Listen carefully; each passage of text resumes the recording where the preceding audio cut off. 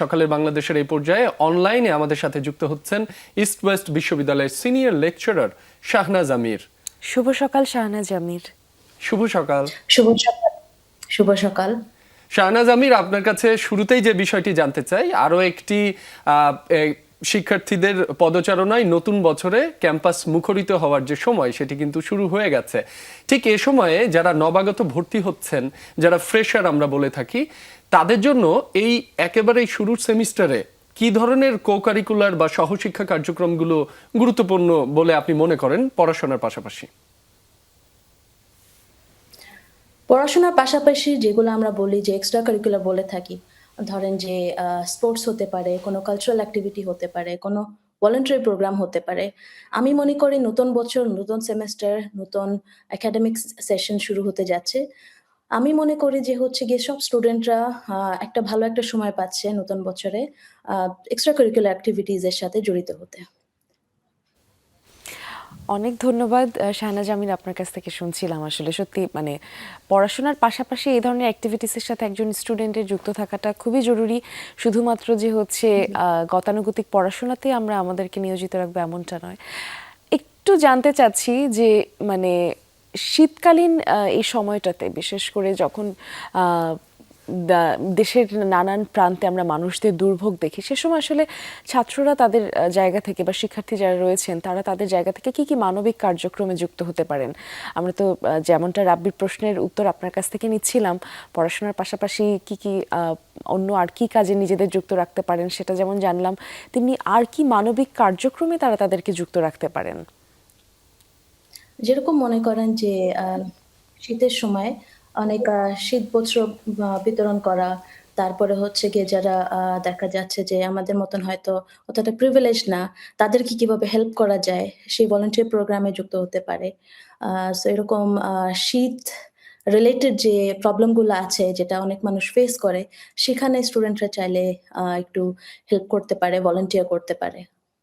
শাহনাজ আমির, আপনার কাছে জানতে চাই, আপনি একটি বিশ্ববিদ্যালয়ের সঙ্গে সংশ্লিষ্ট রয়েছেন, সেখানে কতগুলো ক্লাব কাজ করছে, ক্লাব ফোরাম যেগুলো রয়েছে সেগুলোর কার্যক্রম সম্পর্কে একটু জানতে চাই, পাশাপাশি এর প্রয়োজনীয়তা কতটুকু মেধা বিকাশে শিক্ষার্থীদের? ইস্ট ওয়েস্ট ইউনিভার্সিটিতে ট্রিপল সি এর আন্ডারে অনেকগুলা ক্লাব রয়েছে। সেখানে আমিও একটা ক্লাবের মডারেটর ছিলাম, ইস্ট ওয়েস্ট ইউনিভার্সিটি স্পোর্টস ক্লাবের। তো দেখা যাচ্ছে যে আমাদের ইউনিভার্সিটিতে ফ্রম মাই এক্সপেরিয়েন্স আমি বলতে পারি যে হচ্ছে গিয়ে স্টুডেন্টরা খুবই involved with different extra curricular activities, clubs. যেখানে আপনার দেখা যাচ্ছে স্পোর্টস আছে, পাশাপাশি হচ্ছে গিয়ে আপনার ডিবেট আছে, কালচারাল ক্লাব আছে, ফটোগ্রাফি ক্লাব আছে। তো নানা রকম ক্লাব আছে। এতগুলা ক্লাব থাকার কারণ হচ্ছে গিয়ে যে প্রত্যেকটা স্টুডেন্টের কিছু না কিছু কোয়ালিটি আছে। প্লাস প্রত্যেকটা স্টুডেন্টের দেখা যাচ্ছে যে কিছু এরিয়া আছে যেখানে তারা নিজের যে হচ্ছে গিয়ে স্কিলস গুলা শোকেস করতে পারে। সো দেখা যাচ্ছে যে কেউ হয়তো স্পোর্টস এ ভালো, কেউ হয়তো কালচারাল সাইডটাতে ভালো, কেউ হয়তো অন্য কিছুতে ভালো, ডিবেটিং এ ভালো। তো এতগুলা ক্লাব রাখার কারণই হচ্ছে যে স্টুডেন্টরা যাতে নিজের যে এরিয়াটা, নিজের যে দেখা যাচ্ছে যে এরিয়া তাদের পছন্দ, সেটার সাথে যেন জড়িত থাকতে পারে, সেখানে তাদের স্কিল ডেভেলপমেন্ট হয়। এখন ধরেন যে হচ্ছে গিয়ে 21st সেঞ্চুরিতে পড়াশোনার পাশাপাশি সিজিপিএর পাশাপাশি স্কিলস খুবই ইম্পোর্টেন্ট। যখন তারা জব মার্কেটে চলে যাবে তখন দেখবে যে স্কিলস গুলা পড়াশোনার পাশাপাশি এত বেশি রেলেভেন্ট যে হচ্ছে গিয়ে তখন ক্লাবের যে হচ্ছে গিয়ে এক্সপেরিয়েন্স আছে সেগুলো খুবই কাজে লাগে। আপনার লিডারশিপ স্কিলস বলেন বা টিম ওয়ার্ক বলেন বা এমপ্যাথি যেটা বলি আমরা, সেটা ডেভেলপ করে শুধু কো-কারিকুলার অ্যাক্টিভিটিস এক্সট্রা কারিকুলার অ্যাক্টিভিটিস দিয়ে ডেভেলপ হতে পারে।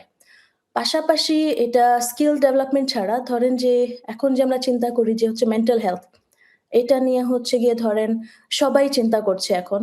আমরা আমরা নিজেরাও চিন্তা করছি। ইস্ট ওয়েস্ট ইউনিভার্সিটিতেও দেখা যাচ্ছে যে এটা যখনই আপনার একটা এনভায়রনমেন্ট ক্রিয়েট করবেন, যেখানে আপনি এই একটা বন্ডিং ক্রিয়েট হচ্ছে, যেখানে আপনাকে মনে হচ্ছে যে আপনি একজন ইম্পোর্টেন্ট একটা পারসন, আপনি একটা রেসপন্সিবল একটা পারসন।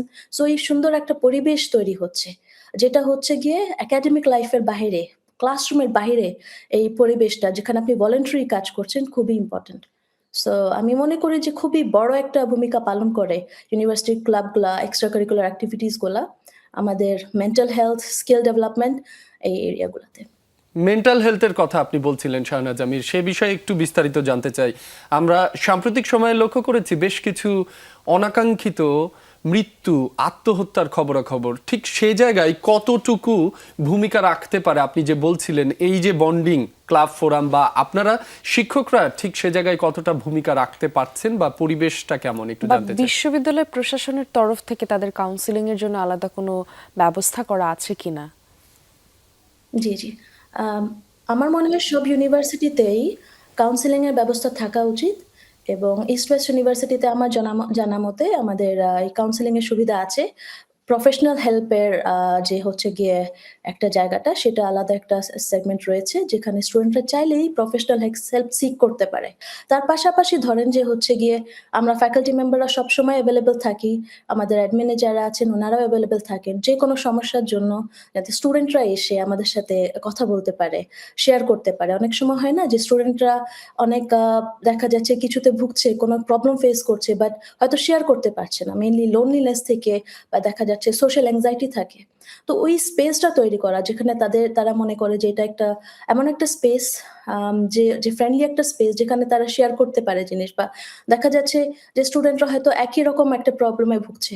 সো যখন একটা ক্লাব, একটা কালচারাল প্রোগ্রাম হচ্ছে, তো দেখা যাচ্ছে যে যখন তারা বাকিদের সাথে মিশছে, যখন তারা ফ্রেন্ডস তৈরি করছে, যখন তারা একটা গ্রুপে কাজ করছে, তখন ওই এনভায়রনমেন্টটা ক্রিয়েট হয় যেখানে একজন আরেকজনকে সাপোর্ট দিতে পারে। সো একটা সুন্দর একটা সাপোর্ট সিস্টেম ক্রিয়েট হতে পারে। সো এই জিনিসটা ইম্পোর্টেন্ট। যাতে দেখা যাচ্ছে যে আমাদের মেন্টাল হেলথ কিন্তু আমাদের ডেইলি লাইফ থেকে আলাদা কিছুই না। সো রেগুলারলি কিভাবে আমরা মেন্টাল হেলথকে স্টুডেন্টদের স্পেশালি মেন্টাল হেলথকে আমরা ভালো রাখতে চাই, সেটা আমাদের অ্যাকচুয়ালি দেখা উচিত। সেই ক্ষেত্রে হচ্ছে গিয়ে আমাদের এনকারেজ করা উচিত বিভিন্ন এক্টিভিটিস এ। ক্লাসের বাহিরে হোক, making friends or meeting people or working in a club, working in a voluntary program, এটা খুবই ইম্পোর্টেন্ট। বেশ গুরুত্বপূর্ণ আপনি জানাচ্ছিলেন এই বিষয়গুলো। পাশাপাশি আরো একটি বিষয় জানতে চাই, প্রথম সারির যে বিশ্ববিদ্যালয়গুলো রয়েছে ঢাকায়, বিশেষ করে ঢাকায় সেগুলোর অবস্থান বেশি। ঢাকার বাইরে যে সকল বিশ্ববিদ্যালয় এমনকি কলেজ রয়েছে, জাতীয় বিশ্ববিদ্যালয়ের যে অধিভুক্ত কলেজগুলো, সে সকল শিক্ষার্থী কিভাবে নিজেদের গড়ে তুলতে পারে? সহশিক্ষা কার্যক্রম বা কো কারিকুলার অ্যাক্টিভিটিসের যে সুযোগ সেটি কিন্তু অনেকাংশে অনেক জায়গায় কম। বছরের শুরুতেই তারা কিভাবে প্ল্যানটা সাজালে বা কিভাবে তারাও এই ধরনের কার্যক্রমে অংশগ্রহণ করতে পারে? খুবই কনসার্নিং একটা বিষয় বলেছেন যে ঢাকার মধ্যে যে ইউনিভার্সিটি গুলা রয়েছে বা টপ টায়ার ইউনিভার্সিটি গুলা রয়েছে তারা অনেক কিছুই দেখা যাচ্ছে যে জানতে পারে কোনো অনুষ্ঠান হলে, কোনো প্রোগ্রাম হলে বা ইউনিভার্সিটিতে অনেক ব্যবস্থা থাকে। বাট ঢাকার বাইরে যারা আছেন তারা যেটা করতে পারেন যে হচ্ছে গিয়ে এখন তো ধরেন যে আমরা 21st সেঞ্চুরিতে ইন্টারনেট অ্যাক্সেস সবার কাছেই মোটামুটি আছে। সো দেখা যাচ্ছে কোথায় কোন ইভেন্ট হচ্ছে, কিভাবে কোন জায়গায় প্রোগ্রাম হচ্ছে সেটা একটু আরকি আ আ খুঁজে বের করা, একটু কানেক্টেড থাকা, একটু নেটওয়ার্কিং করা। ধরেন যে আমাদের ইস্ট ওয়েস্ট ইউনিভার্সিটিতে ইংলিশ ডিপার্টমেন্টে আমরা গত বছর একটা লিট কার্নিভাল করেছিলাম। East West University lit carnival. তো সেখানে হচ্ছে গিয়ে আমাদের ২২ টা ইউনিভার্সিটি পার্টিসিপেট করেছে এবং খুবই যেটা আমরা খুবই হ্যাপি হয়েছিলাম এটা দেখে যে ঢাকার বাইরে থেকে ইউনিভার্সিটি এসে শুধু পার্টিসিপেট করে নাই, তারা হচ্ছে গিয়ে কম্পিটিশন জিতে গিয়েছেন। হ্যাঁ? সো আমরা ইনভিটেশন পাঠিয়েছিলাম, তারা এসেছেন। তো এই জিনিসগুলা এই প্রোগ্রামটা করার পর আমাদের মনে হয়নি যে হচ্ছে গিয়ে জাস্ট একটা প্রোগ্রাম আমরা করলে জাস্ট ঢাকার ইউনিভার্সিটি গুলো আসবে। ঢাকার বাইরে থেকে যখন এসেছে আমরাও খুব মোটিভেটেড হয়েছি এবং ওরাও খুব মোটিভেটেড হয়েছে যে ঢাকায় তারা এসেছে, পার্টিসিপেট করেছে। সো আমার মনে হয় জাস্ট নেটওয়ার্কিং, কানেক্টিভিটি চেষ্টা করলে তারা হচ্ছে গিয়ে যে ঢাকার বাইরে আছে, অনেক ফ্যাসিলিটিস অনেক কিছু জানতে পারে না বাট ইনভলভ হতে পারে। অনেক ধন্যবাদ শাহনাজ আমির আপনাকে। আপনার সাথে নানান বিষয় নিয়ে আলোচনা হচ্ছিল। আমাদের আশা যে যারা আমাদের তরুণ দর্শক রয়েছেন তারা নিশ্চয়ই এই আলোচনায় উপকৃত হবেন এবং উদ্বুদ্ধও হবেন। আপনাকে অসংখ্য ধন্যবাদ আমাদের সময় দেওয়ার জন্য।